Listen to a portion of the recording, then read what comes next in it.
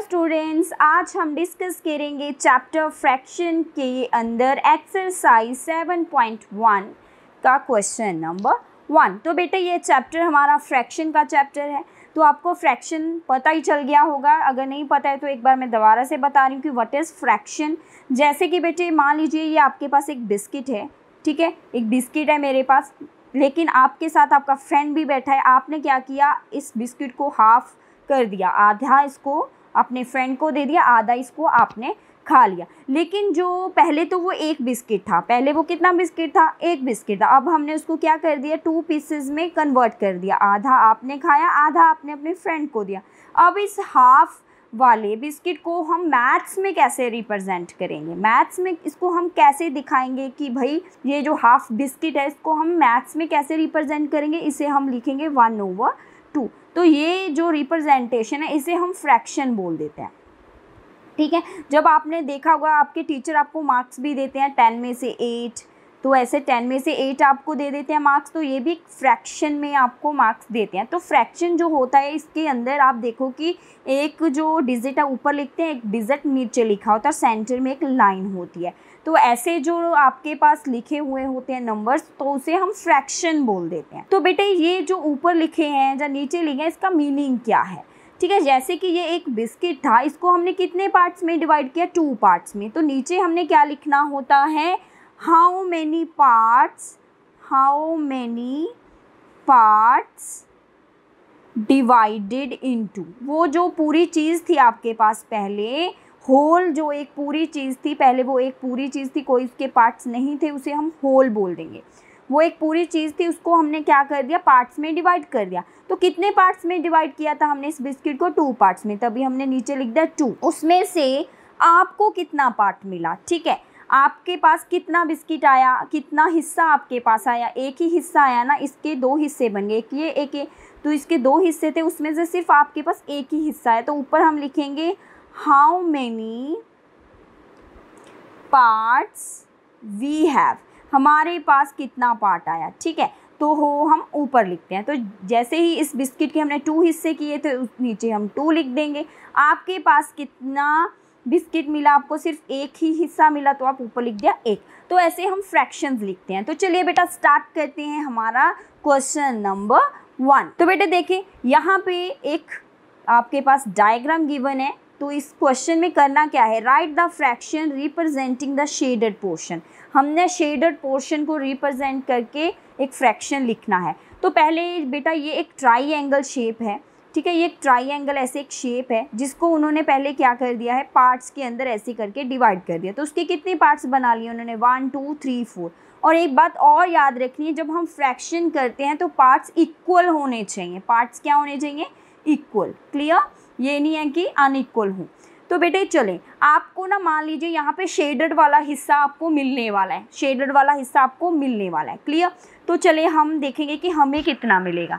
तो टोटल कितने हिस्से हैं इसके अंदर, 1 2 3 4। टोटल इसके कितने पार्ट्स हैं, 4 पार्ट्स हैं। मैंने आपको पीछे बताया है इंट्रोडक्शन के अंदर कि नीचे हमने लिखना है कि उसकी डिविजन्स कितने पार्ट्स में हुई है।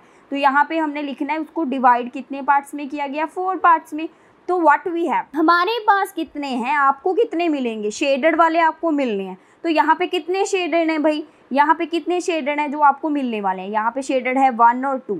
तो यहाँ पे 2 हैं जो आपको मिलेंगे, तो यहाँ पे आ जाएगा 2। तो यही इसका आंसर है। टोटल पार्ट्स उसके 4 हैं, लेकिन शेडेड पार्ट उसके 2 हैं। तो 2/4 इसका फ्रैक्शन है।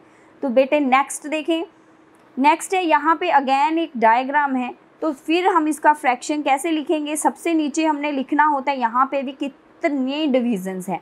तो चलिए देखिए 1 2 3 4 5 6 7 8 9। तो यहाँ पे 9 है टोटल पार्ट्स। तो इसमें से शेडेड पार्ट्स कितने हैं जो आपको मिलने वाले हैं, शेडेड पार्ट्स चलिए देखिए 1 2 3 4 5 6 7 8। तो 8 उसके शेडेड पार्ट है, 8 आ जाएगा ऊपर। तो 8/9 इस क्वेश्चन का क्या है बेटा, आंसर है। नेक्स्ट देखें, नेक्स्ट है हमारे पास टोटल कितने पार्ट्स हैं, चलिए देखिए 1 2 3 4 5 6 7 8। 8 हमारे पास क्या है टोटल पार्ट्स हैं।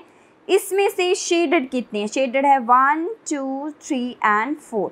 4 इसके क्या हैं, शेडेड जो भी हैं पार्ट्स हैं। तो ये था इसका आंसर। तो चलिए बेटा नेक्स्ट देखें। नेक्स्ट है एक ऐसे आपको एक स्ट्रक्चर गिवन है, ठीक है, तो उसको कितने पार्ट्स में डिवाइड किया गया है, उसको देखो 1 2 3 4 पार्ट्स में डिवाइड किया है। यहाँ पे लिख जाएंगे जितने डिविजन्स हुई हैं, और इसमें शेडेड एरिया कितना है, शेडेड एरिया सिर्फ 1 है इसमें, तो यहाँ पे आ जाएगा 1/4 फ्रैक्शन इसका आंसर है। क्लियर है बेटा जी। नेक्स्ट है बेटे, नेक्स्ट अगेन हम देखेंगे कि इस जो स्ट्रक्चर में आपको कितने पार्ट्स बना के दिए हैं उन्होंने, 1 2 3 4 5 6 7 पार्ट्स, तो टोटल है 7 पार्ट्स। इसमें शेडेड कितने हैं, तो जहाँ पे भी शेड दिख रहा है वहाँ पे नंबर लिख लो 1 2 3 3 यहाँ पे क्या है, शेडेड है। आप इस क्वेश्चन को पेपर में पेंसिल से भी कर सकते हो, क्योंकि अगर आपको नंबर लिखना है तो ईजी रह जाएगा। अगर आप ऐसे काउंट करोगे तो फिर कई बार भूल जाते हैं हम, तो पेंसिल से करके इरेज कर सकते हो, ठीक है। तो ये इसका बेटा क्या है, आंसर है। नेक्स्ट है, यहाँ पे अगेन आपको एक स्ट्रक्चर्स गिवन है, देखें यहाँ पे कितनी टोटल डिविजन्स हैं, और फिर हम देखेंगे कि शेडेड कितनी हैं। यहाँ पे है 1 2 3 4 5 6 7 8 9 10 11 12 टोटल है यहाँ पे 12, और इसमें से देखेंगे शेडेड कितने हैं, ये 3 ही शेडेड हैं, तो यहाँ पे आ जाएगा 3/12 इसका क्या है, आंसर है। नेक्स्ट है बेटा जी, यहाँ पे अगेन आपको कुछ पेंसिल्स गिवन है, तो चलिए देखें इसका क्या आंसर होगा। तो टोटल कितनी है यहाँ पे देखें, 1 2 3 4 5 6 7 8 9 10, तो 10 की 10 ही एक जैसी हैं, सारी ही शेडेड हैं, तो सारे के ऊपर 10/10 लिख देंगे। तो बेटे अगर कोई ऐसा फ्रैक्शन आता है तो इसे हम होल फ्रैक्शन बोल देते हैं। तो ऐसा फ्रैक्शन जिसमें ऊपर और नीचे नंबर सेम हो, तो ऐसा फ्रैक्शन होता है हमारे पास होल फ्रैक्शन।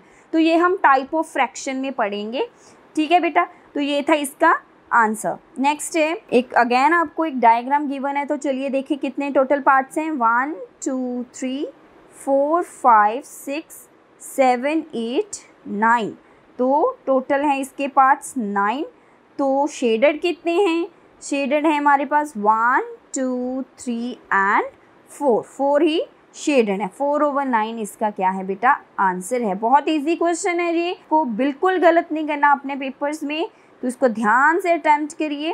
तो चलिए बेटे देखिए नेक्स्ट क्वेश्चन।